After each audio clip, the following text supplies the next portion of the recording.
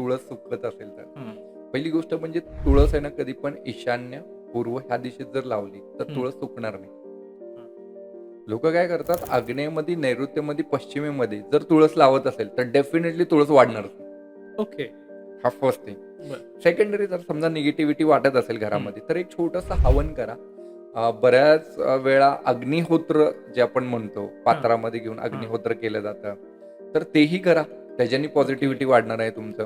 दुसरी गोष्ट, जर तुम्हाला माहित नसेल कसं करायचं तर छोटंसं एक काम करा. एक छोटंसं हं, पात्र घ्या. हं, त्याच्यामध्ये गवऱ्या, हं, तांदूळ, हं, थोडासा तूप, ठीक आहे, भीमसेन कापूर, हं. जटामासी, दालचिनी, ओके. लवंग, विलायची.